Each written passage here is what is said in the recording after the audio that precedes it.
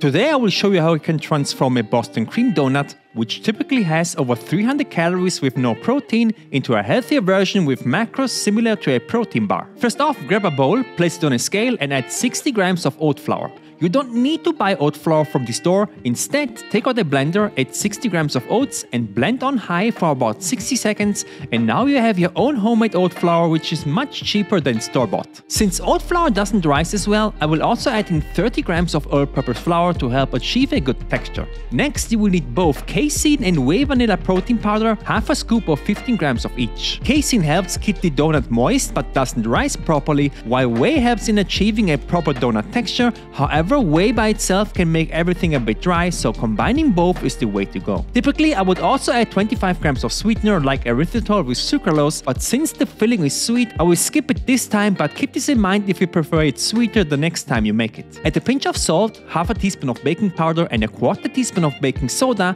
and whisk until everything is combined. Next, take out a separate bowl for the wet ingredients and crack in one whole egg. The egg yolk will help make the cake more moist. Also add in 50 grams of pure egg whites or add in another whole egg if you cannot find this. Next is plain skyr, or you can also use non-fat Greek yogurt. 50 grams goes into the bowl, and lastly add in 100 grams of milk. I'm using 1.5% fat milk most of the time, but you can also use the fat-free milk, that's up to you. Mix the wet ingredients, then transfer everything to the bowl of dry ingredients. Take a whisk and stir until you get a homogeneous batter that should look like this. Now, I personally have these small ramekins with a diameter of 8 centimeters or 3 inches. They are perfect for these kinds of baked goods.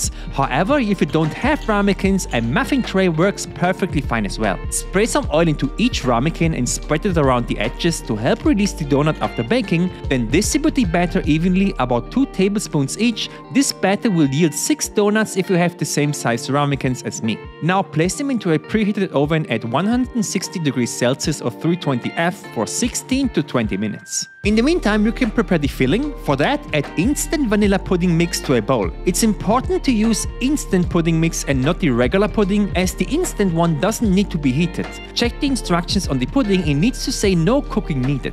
Add 40 grams of this to the bowl with 250 grams of milk, then take out an electric hand mixer and mix. Initially it will be runny, but after about 2 minutes it will thicken to a pudding consistency. However, this is not thick enough for a filling, so add in 1 scoop or 30 grams of casein vanilla protein powder and keep mixing for another minute. And now look at how thick this has become. This consistency is perfect for a filling, and it also tastes great as a pudding on its own. You need to give this a try. So by now the donuts should be ready as well, so remove them from the oven and let them cool down for 15 to 20 minutes. And personally, I think these don't need any additional frosting, but if you want one, the easiest way to make it is to add 10 grams of cocoa powder to a bowl with 20 grams of casein vanilla protein powder and 100 grams of milk. Mix this for at least a minute. The chocolate will knead a bit until it gets hydrated, and then you get an easy chocolate frosting that you can put on top. So take one donut and gently pull it out around the edges. You can also use a knife if it sticks too much.